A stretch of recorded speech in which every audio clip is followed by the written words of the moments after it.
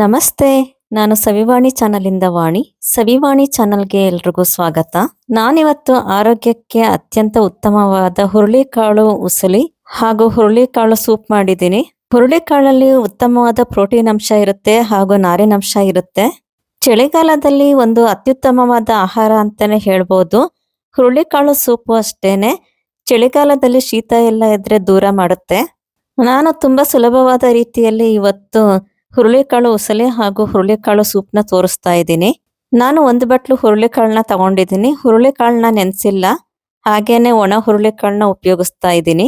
ಹುರುಳಿಕಾಳನ್ನ 2 ಸಲ ತೊಳೆದು ಕುಕ್ಕರಲ್ಲಿ ಡೈರೆಕ್ಟ್ ಆಗಿ ಬೇಯಿಸ್ಕೊಳ್ತಾ ಇದ್ದೀನಿ. ಮೊದಲು ಸ್ವಲ್ಪ ಹುರುಳಿಕಾಳು ಮುಳುಗುವಷ್ಟು ನೀರನ್ನ ಹಾಕೊಳ್ತಾ ಇದ್ದೀನಿ.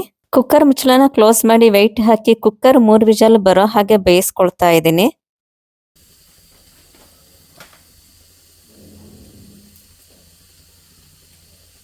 ಕುಕ್ಕರ್ ತಣ್ಣಗಾಗೋ ಅಷ್ಟೊತ್ತಿಗೆ ನಾನು ಒಗ್ಗರಣೆಗೆ ರೆಡಿ ಮಾಡ್ಕೊಳ್ತಾ ಇದ್ದೀನಿ. ಒಂದು ಬಾಣಲೆಗೆ ಈರುಳ್ಳಿ ಮುಳುಗುವಷ್ಟು ಎಣ್ಣೆ ಹಾಕೊಳ್ತಾ ಇದ್ದೀನಿ. ಎಣ್ಣೆ ಕಾದ ತಕ್ಷಣ ಸಾಸಿವೆ ಹಾಕೊಳ್ತಾ ಇದ್ದೀನಿ. ಸಾಸಿವೆ ಚಿಟಪಟ ಅಂದ ತಕ್ಷಣ ಸಣ್ಣದಾಗಿ ಕಟ್ ಮಾಡ್ಕೊಂಡಿರುವಂತ 2 ಈರುಳ್ಳಿನ ಹಾಕ್ತಾ ಇದ್ದೀನಿ. ಈರುಳ್ಳಿ ಜೊತೆಗೆ ಸ್ವಲ್ಪ ಕರಿಬೇವು, ಖಾರಕ್ಕೆ ತಕ್ಕಷ್ಟು ಹಸಿಮೆಣಸಿನಕಾಯಿ ಹಾಕೊಳ್ತಾ ಇದ್ದೀನಿ. ಈರುಳ್ಳಿ ತುಂಬಾ ಸಿಕ್ಕಿಸ್ಬಾರ್ದು, ಸ್ವಲ್ಪ ಕಲರ್ ಚೇಂಜ್ ಆಗ್ತಾ ಇದ್ದ ಹಾಗೆ ಸ್ಟವ್ ಇಂದ ತೆಗಿಬೇಕು. ಕುಕ್ಕರ್ ನಲ್ಲಿ ಹುರುಳಿ ಬೇಯಕ್ಕೆ ಇಟ್ಟಿದ್ನಲ್ಲ, ಇವಾಗ ಕುಕ್ಕರ್ ತಣ್ಣಗಾಗಿದೆ. ಹುರುಳಿ ಬೇಯಕ್ಕೆ ಹಾಕಿದ್ದ ನೀರು ಕಡಿಮೆ ಆಗಿದೆ ಮತ್ತು ಹುರುಳಿ ಇನ್ನ ಸ್ವಲ್ಪ ಬೇಯಬೇಕು, ಸ್ವಲ್ಪ ಗಟ್ಟಿ ಗಟ್ಟಿ ಇದೆ. ನಾನು ಹುರುಳಿಗೆ ಇನ್ನೊಂದ್ ಸ್ವಲ್ಪ ನೀರು ಹಾಕಿ ಮತ್ತೆ ಬೇಯಕ್ಕೆ ಇಡ್ತಾ ಇದ್ದೀನಿ.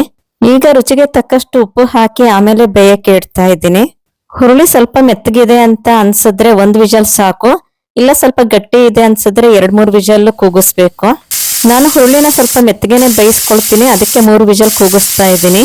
ಕುಕ್ಕರ್ ಪೂರ್ತಿ ತಣ್ಣಗೆ ಆರದ್ಮೇಲೆ ಕುಕ್ಕರ್ ವೆಯ್ಟ್ ನ ತೆಗೆದು ಆಮೇಲೆ ಮುಚ್ಚಳನ ಓಪನ್ ಮಾಡ್ತಾ ಇದ್ದೀನಿ. ಹುರುಳಿ ನೋಡಿ ಪೂರ್ತಿ ನುಣ್ಣಗೆ ಮೆತ್ತಗೆ ಬೆಂದಿದೆ. ಕುಕ್ಕರ್ಗೆ ಇನ್ನೊಂದ್ ಸ್ವಲ್ಪ ನೀರು ಹಾಕಿ ಕುದಿಯಕ್ಕೆ ಇಡ್ತಾ ಇದ್ದೀನಿ. ಹುರುಳಿಕಾಳು ಸೂಪ್ ಮಾಡಕ್ಕೆ ಸಾಕಷ್ಟು ಹುರುಳಿಕಾಳು ಕಟ್ಟಬೇಕಾಗುತ್ತೆ, ಅದರಿಂದ ನಾನು ಮತ್ತೆ ಕುದಿಯಕ್ಕೆ ಇಡ್ತಾ ಇದ್ದೀನಿ.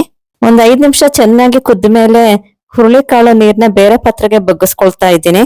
ಈರುಳ್ಳಿ ಒಗ್ಗರಣೆ ಹಾಕೊಂಡಿದ್ನಲ್ಲ, ಅದನ್ನ ಸ್ವಲ್ಪ ಮಾತ್ರ ತೆಗೆದು ಹುರುಳಿ ಕಟ್ಟಿಗೆ ಹಾಕ್ತಾ ಇದ್ದೀನಿ. ಈರುಳ್ಳಿ ಮತ್ತೆ ಕರಿಬೇವನ್ ಮಾತ್ರ ಹುರುಳಿ ಕಟ್ಟಿಗೆ ಸೇರಿಸ್ಕೊಳ್ತಾ ಇದ್ದೀನಿ. ಹುರುಳಿ ಕಾಳುಗಳನ್ನೆಲ್ಲ ಈರುಳ್ಳಿ ಒಗ್ಗರಣೆಗೆ ಸೇರಿಸ್ಕೊಳ್ತಾ ಇದ್ದೀನಿ. ಹುರುಳಿಯಲ್ಲಿರೋ ನೀರ್ ಬಿಟ್ಬಿಟ್ಟು ಬರೀ ಕಾಳು ಮಾತ್ರ ಸೇರಿಸ್ಕೊಳ್ತಾ ಇದ್ದೀನಿ. ಉಳಿದಿರೋ ನೀರ್ನೆಲ್ಲ ಹುರುಳಿ ಕಾಳು ನೀರ್ ಜೊತೆಗೆ ಸೇರಿಸ್ಕೊಳ್ತಾ ಇದ್ದೀನಿ. ಕಾಳನ್ನೆಲ್ಲ ಬಾಣ್ಲೆಗೆ ಹಾಕೊಳ್ತಾ ಇದ್ದೀನಿ.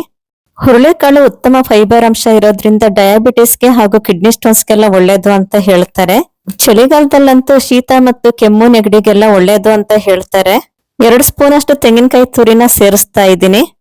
ಜೀರಿಗೆ ಪೌಡರ್ 1/4 ಸ್ಪೂನ್ ಸೇರಿಸ್ತಾ ಇದ್ದೀನಿ. ಸಾಮಾನ್ಯವಾಗಿ ಉಸಲಿಗಳಿಗೆಲ್ಲ ಜೀರಿಗೆ ಪೌಡರ್ ಹಾಕಿದ್ರೆ ಟೇಸ್ಟ್ ಬರುತ್ತೆ. ಜೀರಿಗೆ ಪುಡಿ ಒಂದು ರೀತಿ ಟೇಸ್ಟಿಂಗ್ ಪೌಡರ್. ಸಣ್ಣದಾಗಿ ಕಟ್ ಮಾಡ್ಕೊಂಡಿರೋಂತ ಕೊತ್ತಂಬರಿ ಸೊಪ್ಪು ಸೇರಿಸ್ತಾ ಇದ್ದೀನಿ. ಎಲ್ಲವನ್ನು ಸೇರಿಸಿ ಚೆನ್ನಾಗಿ ಮಿಕ್ಸ್ ಮಾಡ್ತಾ ಇದ್ದೀನಿ. ಹುರುಳಿಕಾಳು ಸೂಪ್ ಮಾಡೋದಕ್ಕೆ ಒಂದು ಪಾತ್ರೆಗೆ ನಾನು 1-2 ಸ್ಪೂನ್ ಅಷ್ಟು ಎಣ್ಣೆ ಹಾಕೊಳ್ತಾ ಇದ್ದೀನಿ. ಸ್ಟವ್ ದೊಡ್ಡ ಊರಿನಲ್ಲಿ ಇರಬೇಕು. ಎಣ್ಣೆ ಕಾದ ತಕ್ಷಣ ಸಣ್ಣದಾಗಿ ಕಟ್ ಮಾಡ್ಕೊಂಡಿರೋಂತ ಶುಂಠಿ ಸೇರಿಸ್ತಾ ಇದ್ದೀನಿ. 2-3 ಎಸಳು ಬೆಳ್ಳುಳ್ಳಿನ ಸಣ್ಣದಾಗಿ ಕಟ್ ಮಾಡಿ ಹಾಕೊಳ್ತಾ ಇದ್ದೀನಿ. ಶುಂಠಿ ಬೆಳ್ಳುಳ್ಳಿ ತುಂಬಾ ಕೆಂಪಗೆ ಆಗ್ಬಾರ್ದು, ಸ್ವಲ್ಪ ಬೆಳ್ಳಗೆ ಇದ್ದಾಗ್ಲೇನೆ ಹುರುಳಿ ಕಟ್ಟನ್ನ ಸೇರಿಸ್ಕೊಳ್ತಾ ಇದ್ದೀನಿ. ಹುರುಳಿ ಕಟ್ಟಿಗೆ ಎಷ್ಟು ಬೇಕೋ ಅಷ್ಟು ನೀರನ್ನ ಸೇರಿಸ್ಕೋಬಹುದು. ಸೂಪ್ ಸ್ವಲ್ಪ ತೆಳ್ಳಗೆ ಇರ್ಲಿ ಅನ್ನೋ ಹಾಗಿದ್ರೆ ಸ್ವಲ್ಪ ನೀರನ್ನ ಹಾಕೋಬಹುದು. ಸ್ವಲ್ಪ ಗಟ್ಟಿಗೆ ಇರ್ಲಿ ಅಂದ್ರೆ ಸ್ವಲ್ಪ ಕಡಿಮೆ ನೀರನ್ನ ಹಾಕೋಬಹುದು. 1/4 ಸ್ಪೂನ್ ಅಷ್ಟು ನುಣ್ಣಗೆ ಪುಡಿ ಮಾಡಿಟ್ಕೊಂಡಿರೋಂತ ಕರಿಮೆಣಸನ್ನ ಹಾಕ್ತಾ ಇದ್ದೀನಿ. 5 ನಿಮಿಷ ಚೆನ್ನಾಗಿ ಕುದಿಸ್ಕೊಳ್ತಾ ಇದ್ದೀನಿ. ಕೊನೆಯಲ್ಲಿ ಸಣ್ಣದಾಗಿ ಕಟ್ ಮಾಡ್ಕೊಂಡಿರೋಂತ ಕೊತ್ತಂಬರಿ ಸೊಪ್ಪನ್ನ ಹಾಕಿ 1-2 ನಿಮಿಷ ಕುದಿಸ್ಕೊಳ್ತಾ ಇದ್ದೀನಿ. ಹುರುಳಿಕಾಳು ಉಸಲಿ ಹಾಗೂ ಹುರುಳಿಕಾಳು ಸೂಪು ರೆಡಿ ಆಗಿದೆ. ಚಳಿಗಾಲದಲ್ಲಿ ಅಷ್ಟೇ ಅಲ್ಲ, ಯಾವ ಸೀಸನ್ ಆದ್ರೂ ಅಷ್ಟೇ ಹುರುಳಿಕಾಳು ಉಸಲಿ ಹಾಗೂ ಹುರುಳಿಕಾಳು ಸೂಪು ಆರೋಗ್ಯಕ್ಕೆ ತುಂಬಾನೇ ಉತ್ತಮ. ಹುರುಳಿಕಾಳು ಸೂಪು ಹಾಗೂ ಹುರುಳಿಕಾಳು ಉಸಲಿ ವೆಯ್ಟ್ ಲಾಸ್ಗೂ ಉತ್ತಮವಾದ ಆಹಾರ ಅಂತ ಹೇಳ್ತಾರೆ. ನಿಮಗೆ ಈ ರೆಸಿಪಿ ಇಷ್ಟ ಆದ್ರೆ ಒಂದು ಲೈಕ್ ಕೊಡಿ, ಶೇರ್ ಮಾಡಿ ಹಾಗೂ ಸಬ್ಸ್ಕ್ರೈಬ್ ಮಾಡೋದು ಮರಿಬೇಡಿ. ನಮಸ್ತೆ.